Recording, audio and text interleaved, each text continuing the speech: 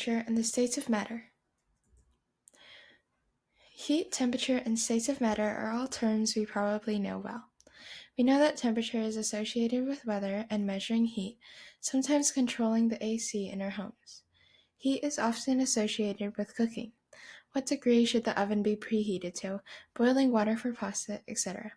And personally, I think states of matter is often demonstrated with water. Water's solid form would be ice, water's liquid form would be just water, and water's gas form would be water vapor. But what do these topics have to do with physics? Well, everything is made up of matter, and all matter has temperature and heat. And what makes up matter?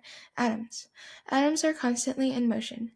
Throughout this video, we will be going through heat, temperature, and states of matter, as well as the 3 types of heat transfer. The first topic we will be going over is temperature. I think temperature might be the topic we are the most familiar with, as we use it often in our everyday lives, when we're controlling the AC, taking the temperature of a sick person, etc. However, temperature in physics is how hot something is. It can also be the measurement of the movement of molecules. There are 3 main temperature scales used today: Fahrenheit, which is used in the US, Celsius, which is used internationally, and Kelvin, which is the scientific measurement of temperature. At a glance, heat and temperature seem very similar. However, while temperature is how hot something is, heat is a form of energy that can be transferred between 2 bodies that are at different temperatures. Heat is measured in calories or joules. Specific heat is different from normal heat because it is the amount of heat required to raise the temperature of 1 gram of a substance, say water, by 1 degree Celsius. Water has a specific heat of 1 calorie.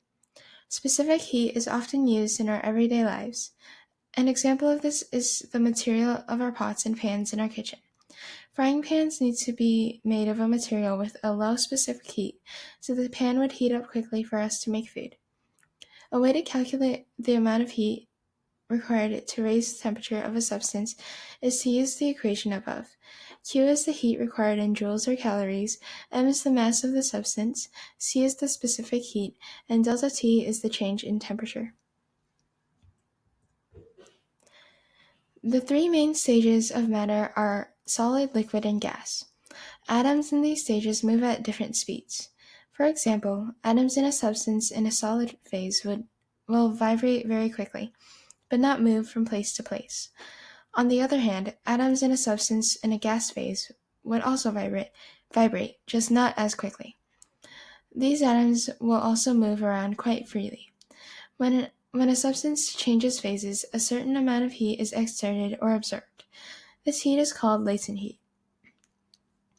Latent heat is the amount of heat required to change the phase of 1 kilogram of a substance. When a substance, specifically one in a solid or liquid form, changes phase because it was heated, atoms start moving faster, colliding with each other and pushing molecules apart. As a result, the substance expands. Now that we know about the states of matter, let's go back to the topic of heat and discuss the 3 main forms of heat transfer. Conduction is a type of heat transfer that happens through contact. The molecules in one object collide and transfer heat to another. The thermal energy in the warmer object would transfer to the cooler object, making the warmer object lose energy while the cooler object gains it. A common example of this would be the handle of a frying pan or pot becoming worn after sitting on a fire for a long time. The fire would heat up the bottom of the pan, and the pan would spread its thermal energy to the cooler object that is in contact with it, which would be the handle. This is why people use a mitt or other physical blockings when they pick up a, for example, pot of boiling water by its handles. Because both the pan and the handle are made of good conductors, such as metal that pass heat easily, people would need a bad conductor or insulator to keep the thermal energy from burning their hand. That is why people would use cloth or silicone mitts to pick up hot baking sheets, pans, and pots. Cloth and silicone are both great insulators as they prevent thermal energy from spreading rapidly. Another type of heat transfer is convection. Now, as we know, conductors transfer heat often through physical contact.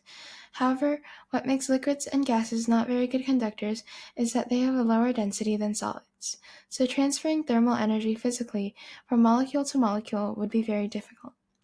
So, liquids and gases transfer heat in a different way, through convection. Convection is the circulation of heated liquids or gases. A common example of gas convection is the air that cycles through a hot air balloon. If a passenger wanted to fly the balloon and make it ascend, they would heat up the air inside of the balloon. Since warm air rises, the balloon would be lifted up, which is how a hot air balloon flies. If a passenger wanted to make the balloon descend, they would release some of the hot air.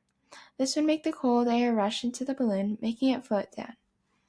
An example of liquid convection is the thawing of frozen foods. Did you know that frozen foods thaw faster under running water than still water? This is because cold water that comes from thawing food flows down with the running water. If frozen food is in still water, the water would become cold and it would take longer to unfreeze the food. Finally, the last heat transfer we will be talking about is radiation. Radiation is the transfer of energy from one point in space to another. Basically, electrons in the substance would move back and forth at a constant speed, creating electromagnetic waves. As these waves are absorbed by the object that's being heated, the object becomes warmer. We can explain this by looking at someone sitting near a campfire. The fire is not directly in contact with the person, nor is the warm air that would rise from it, but the person can still feel the heat of the fire.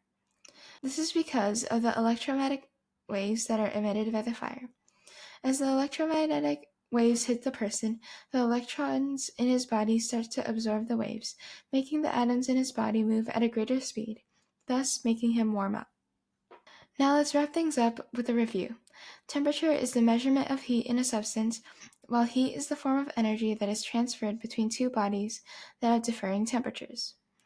States of matter are the three different forms of a substance. The substance can either be a solid with densely packed atoms, liquid with slightly spaced apart atoms, or gas, where atoms are very spaced apart. Finally, we have the types of heat transfer: conduction, which is through physical contact; convection, which is through a cycle; and radiation, which is through waves. Thank you for listening to the physics of heat, temperature, and states of matter, and I hope you learned more about these topics.